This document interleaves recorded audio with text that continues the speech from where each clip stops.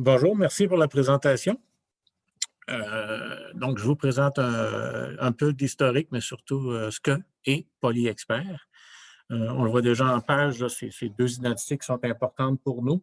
C'est notre certification SQF, ça, c'est parce qu'on est très actif dans l'alimentaire, puis essentiellement, ça veut dire qu'on a des bonnes pratiques de salubrité. Salubrité, ben, ça peut être aussi simple que de l'empoisonnement alimentaire, mais c'est vraiment, vraiment une certification importante, puis qui a énormément là, d'impact et de conséquences sur nos pratiques d'opération. Et puis, l'autre certification qui est très, très importante maintenant pour nous dans notre identité corporative et de pratique quotidienne, c'est la certification d'éco-responsabilité, qui est un parcours qui est entrepris, qu'on veut maintenir pour amener plus loin. C'est pas juste de faire des produits éco-responsables, c'est d'être une entreprise et avec un code de conduite et un code de pratique et d'opération éco-responsable. Je vais vous en parler un peu plus loin.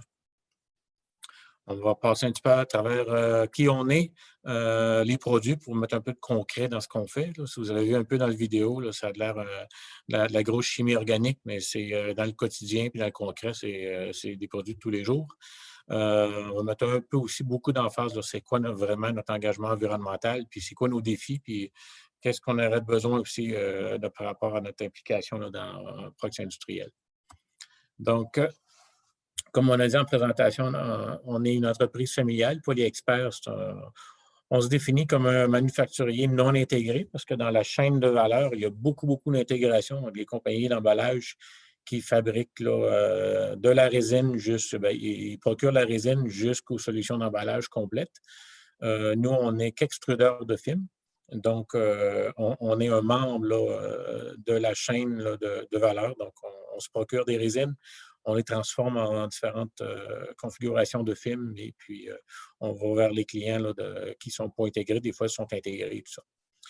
Donc, c'est du film de polyéthylène uniquement et c'est par extrusion. Il y a d'autres procédés pour faire des films de polyéthylène, entre autres. Nous, on le fait que par extrusion, mais il y a beaucoup de variations et de variantes dans les procédés d'extrusion pour faire par soufflage, pour faire du film de polyéthylène. Nos pellicules sont utilisées principalement dans les solutions d'emballage, que ça peut être des sacs, de l'emballage alimentaire, de l'emballage de sacs de gravier, des sacs de sel et tout ça. Il y a des emballages beaucoup plus complexes. Les applications industrielles, ça va être pour de la protection, ça peut être pour ce qu'on appelle l'interleaving et tout ça. Il y a même des applications là, un petit peu médicales. On peut faire vous avez vu les blouses bleues en plastique jetable, là, surtout en temps de COVID, là, par les différentes équipes d'intervention médicale, mais c'est du film de polyéthylène avec lequel ils font ces blouses-là. Et puis, de façon plus visuelle, là, surtout dépendamment au début des saisons d'agriculture et des semences, c'est les pellicules que vous trouvez dans les différents champs là, pour aider à l'agriculture, soit protéger contre les mauvaises herbes, éviter les herbicides et tout ça, ou pour protéger contre le froid là, des débuts de saison, pour garder la chaleur au sol et tout ça. Puis il y a d'autres films aussi qui est dans l'agriculture là, que vous voyez pour faire les serres et tout. Ça fait partie des différentes applications. Nos marchés, on va négocier directement avec les convertisseurs, directement, les imprimeurs, donc ils prennent les pellicules de plastique, ils impriment directement dessus. Et puis, ils vont transformer ça après ça en solution d'emballage ou tout autre. Et puis, des distributeurs et directement aussi avec les agriculteurs. Donc, parce qu'un coup que le film est ici, sur rouleau, il est sorti, il est prêt à être utilisé dans les champs. C'est un cas de produit fini direct. Tandis que dans les autres, c'est du B2B avec deuxième, troisième et quatrième transformation requise. Notre mission, c'est vraiment qu'on veut se présenter comme un partenaire, un catalyseur là, pour générer de la croissance chez nos partenaires avec nos clients. On est plus ou moins condamné à ça ici en Amérique du Nord. On va être des développeurs, des innovateurs et non faire de la commodité et puis faire de la guerre de prix. Ça fait qu'on est toujours en mode R&D, en mode recherche et en mode croissance avec différents choses. Il y a beaucoup de mouvances dans le domaine de l'emballage et des films de plastique. Nos valeurs, c'est des produits de qualité. Il y a la certification SQF en témoigne. C'est non négociable et c'est un requis. C'est une règle du jeu pour rentrer là-dedans. Puis les solutions de pointe, on fait beaucoup, beaucoup de développement sur mesure, principalement. donc avec des paramètres de performance. Puis ça a l'air de rien, mais les différences qui ne sont pas notables sur un film de façon visuelle, au niveau performance, il y a des mondes d'écart entre un bon film et un mauvais film, ou la bonne et la mauvaise solution. De l'amélioration continue tout le temps. Encore là, on va faire plus et mieux avec ce qu'on a. Et c'est toujours un mode, c'est pas une tendance cyclique, c'est un mode d'opération continue. On a une équipe dédiée, puis c'est ça un peu qui fait notre marque de commerce. On devance les problèmes, on va au-devant de nos clients, soit que ce soit en planification d'opération, de livraison, ou que ce soit en résolution de problèmes. On a une belle équipe technique, puis l'expertise est déployée là, à travers l'équipe de contact. On prêche par la transparence, et c'est vrai, on ouvre nos portes, on veut vraiment, là, ce qu'on veut ici, c'est pas avoir raison, c'est qu'on veut que ça fonctionne. C'est la même attitude qu'on a avec nos clients, puis ça fonctionne avec la transparence. Et puis, je peux en témoigner, c'est souvent la chose qui fonctionne le mieux. Et puis, dans nos valeurs, principalement, c'est sur cette liste-là, c'est la dernière, mais elle est hyper importante, puis elle est capitale, c'est notre responsabilité écologique. Pas seulement parce que le plastique a été déclaré l'ennemi numéro un là, par certains politiciens, mais on a une responsabilité sociale, individuelle, puis vraiment, on l'applique à la grandeur de l'entreprise. Notre marché, principalement en Amérique du Nord. Notre site de production est ici à Laval. Mais on a des entrepôts satellites là, au Nebraska et en Californie, surtout pour les films des films de volage et des films agricoles, mais c'est ce qui nous permet d'avoir un plus grand accès à différents marchés de l'Amérique du Nord. On est dans nos produits, dans du concret. Les films de polyéthylène se retrouvent dans différents emballages que vous allez trouver en épicerie, en commerce, parce qu'ils ont différentes propriétés, que ce soit pour des produits secs ou des noix ou des produits, des légumes et tout ça. Ce n'est pas les mêmes propriétés. Il y a différents niveaux au niveau de qualité d'impression. Il y a des films clairs, il y a des films à couleur opaque. C'est beaucoup de variance. Un peu plus d'emballage, ça doit être ça, du pain ici ou des sacs à haute résistance. Donc, c'est des sacs un peu plus lourds pour des terreaux ou des choses comme ça. Et puis, fruits et légumes, et puis ce qu'on appelle en anglais du multi-wall, mais c'est des couches multiples. Si vous regardez les sacs de nourriture à chien, vous allez trouver qu'il y a du papier, puis il y a des différentes couches dedans. Puis une des couches intérieures, c'est un film de polyéthylène là, qui est la couche barrière là, pour empêcher la pénétration de l'humidité comme ça. On va retrouver ici ça, ce que vous êtes familier avec les bonbonnes de propane, ce qu'on appelle des sleeves. Puis vous avez à plus petite échelle, les sleeves, c'est sur aussi les bouteilles de liqueur, de boissons gazeuses en plastique. Il y a une sleeve en plastique qui est autour, qui est imprimée, et c'est comme ça. Beaucoup, en ce moment, de COVID, avec tout le commerce électronique, ce qu'on appelle les sacs de courrier ou les enveloppes dans lesquelles UPS ou FedEx vont mettre le papier puis ils vont être collés sur les boîtes d'envoi. Il y a beaucoup de plastique ou ça soit simplement les enveloppes de ProLater et tout. Dans les repas de nourriture sèche, là, prête à manger là, de façon militaire, et les films de pays que vous retrouvez dans les champs agricoles ici. Un peu plus de temps sur c'est quoi notre engagement environnemental. Ça se concrétise par mettre en marché et fabriquer des produits qui sont éco-responsables. Plusieurs façons de faire ça. Ça peut être aussi simple, non, simple, mais compliqué en fait, là, complexe de faire des films biodégradables. Donc, les films de pays biodégradables, ça veut dire qu'ils ne viennent pas polluer l'environnement. Ils peuvent rester dans les champs, ils vont se dégrader. Donc, ça élimine le besoin de les enlever.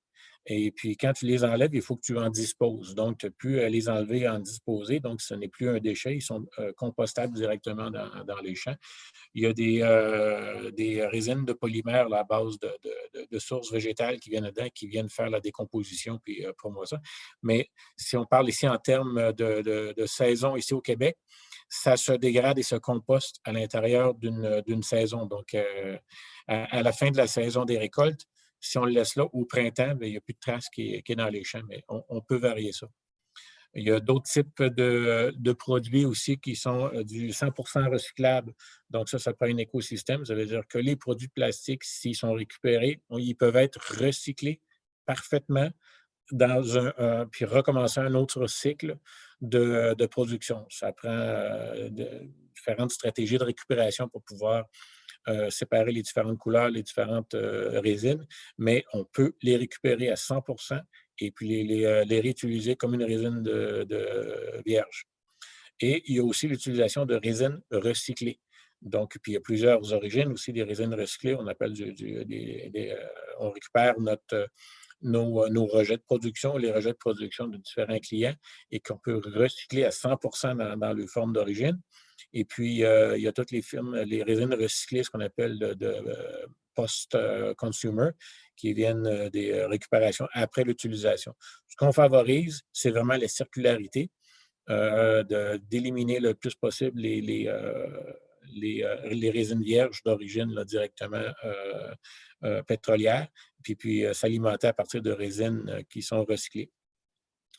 Au niveau de la certification éco-responsable, j'ai parlé des produits, mais c'est aussi l'entreprise, notre mode d'opération, les conditions de travail et notre code de conduite à l'interne, si on pense juste de la consommation d'eau à l'interne, l'éclairage qu'on utilise, les bornes électriques, parce qu'on on fait la promotion au niveau des voitures électriques à tous les employés. Donc, on fournit les bornes à nos employés ici, qui est vraiment un engagement singulier. Et puis, ça va même jusqu'à rendre le toit du building ici vert. Donc, il y a des ruches d'abeilles et puis tout ça. Donc, on pousse le plus loin possible notre éco-responsabilité pour diminuer le plus possible notre empreinte écologique.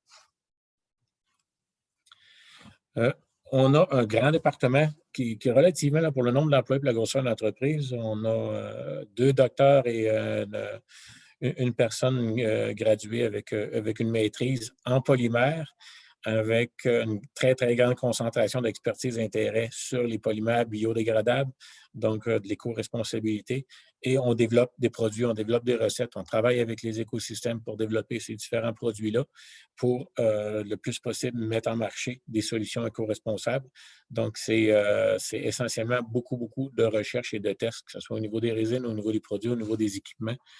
Parce qu'un film, faut qu'il y ait une durée de vie, il faut qu'il rencontre les performances et puis les paradigmes, ils sont en place. Donc, il faut utiliser des solutions plus éco-responsables, mais toujours rencontrer les attentes des utilisateurs au niveau des performances.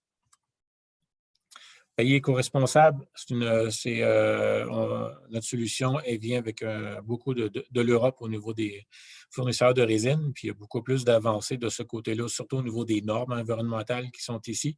Mais comme je vous ai dit, c'est totalement biodégradable et ça devient compostable directement dans les champs. Donc, si on pense juste l'économie d'essence et d'empreinte écologique, que le cultivateur n'a pas besoin de retourner dans les champs et de récupérer le film, la pellicule et d'en disposer après, bien, ça fait partie aussi de l'empreinte écologique ou de carbone qui a été réduite.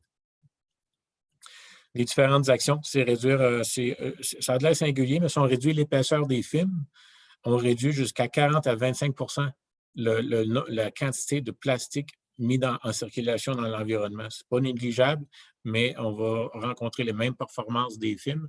Utilisation de résine recyclée, transition, parce que si on peut faire une transition des films faits à base de nylon ou de polyester vers le polyéthylène qui est totalement recyclable, encore là, c'est une contribution parce que ça fait moins de plastique qui va être en circulation. Et puis, ce qu'on pense des fois, c'est que les emballages rigides, tels le verre, le plastique rigide, bien, ils ont une plus grande empreinte écologique de carbone que l'emballage flexible. L'emballage flexible, quand il est vide, il est plat, il est vide. Un emballage rigide, bien, au niveau de l'espace, c'est tout dans la chaîne de transport, de logistique, bien, ça a une incidence. Et puis, quand on parle de structure barrière durable, l'emballage, c'est fait aussi pour protéger contre l'oxygène, contre l'humidité, ce qu'on appelle des structures barrières. Et c'est un des défauts des structures barrières aujourd'hui. Si on parle juste aux pellicules, si vous avez sur les pots de yogourt, c'est de l'aluminium qui est sur le dessus. L'aluminium, dans la combinaison qu'il est là, il n'est pas recyclable. Donc, on veut transformer ces structures barrières-là en solutions totalement recyclables.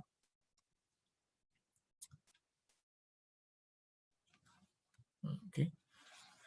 Les défis de l'industrie, je pense que c'est un peu l'éléphant dans la pièce, là, surtout avec les différentes campagnes négatives contre le plastique. On a déclaré plus ou moins l'ennemi numéro un. Un petit peu, parce que ce qui est visible, c'est les pipes et les bouteilles de liqueur, ce qui se trouve dans l'océan. Mais dans ce qu'on fait, nous, il y a déjà de plus en plus, il y a beaucoup de potentiel de récupération pour créer des écosystèmes. Mais un peu mon autre point, c'est qu'il manque un peu de cohésion au niveau de ces écosystèmes-là, au niveau de l'engagement de la différentes chaînes de propriété, chaînes de valeur.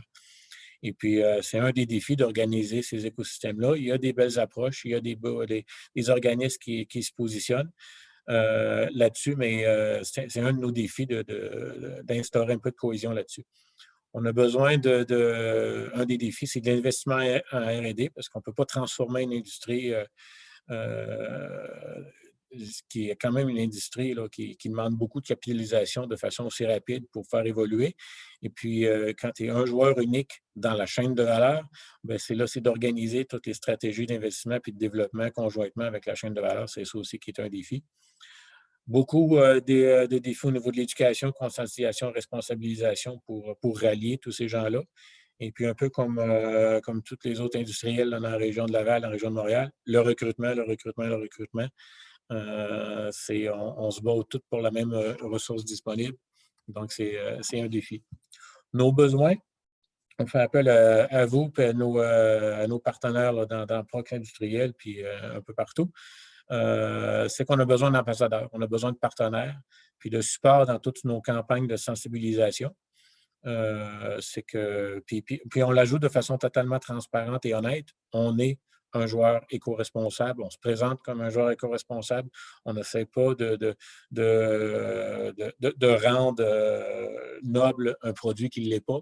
Au contraire, le plastique bien utilisé est un produit totalement noble, à condition qu'on le fasse de façon responsable. Fait qu'on a besoin d'aide et de support au niveau des différents niveaux de gouvernance, d'autorité, de législation. Puis tout le monde est impliqué dans la chaîne de valeur. Là. Nous, comme consommateurs, on consomme des produits qui ont des solutions d'emballage. Donc, on fait partie de la chaîne de valeur. Fait qu'au niveau de la chaîne de valeur, tous les joueurs, pour nous, sont intéressants, que ce soit vous avez du plastique, soit dans l'emballage ou soit dans dans les produits que vous-même vous emballez pour expédier. Là-dessus, on a besoin beaucoup d'aide. Dans le recrutement, définitivement besoin d'aide. On parle à l'organisme, on parle à tous nos joueurs. On a les mêmes défis. Si on veut faire des activités conjointes pour faire du recrutement, on veut vous aider, mais on a besoin d'aide aussi à ce niveau-là. Et puis, tout ce que vous pouvez faire pour nous aider dans la promotion de la proposition de valeur de PolyExpert, l'aide va être appréciée. Merci beaucoup pour votre temps. J'espère que j'ai réussi à stimuler un peu là, ou de générer un peu de questionnement, surtout d'intérêt, puis peut-être une plus grande compréhension qui est PolyExpert. Ce n'est pas juste ceux qui se promènent un peu dans le quartier industriel ici, ils vont voir des beaux silos orange comme ça qui sont très, très apparents. C'est un peu la couleur type là, du premier logo initial là, de la compagnie. C'est qu'ils ne sont pas discrets et c'était l'intention de ne pas être discret. Qu'est-ce qu'il y a dans ces silos-là? C'est là qu'on a nos résines. C'est là qu'on vient emmagasiner les résines qui sont acheminées là, à notre site de production, là, soit par camion, la plupart par train, une ligne de ferroviaire là, qui arrive directement à l'usine puis qu'on vient décharger là-dessus. Merci encore.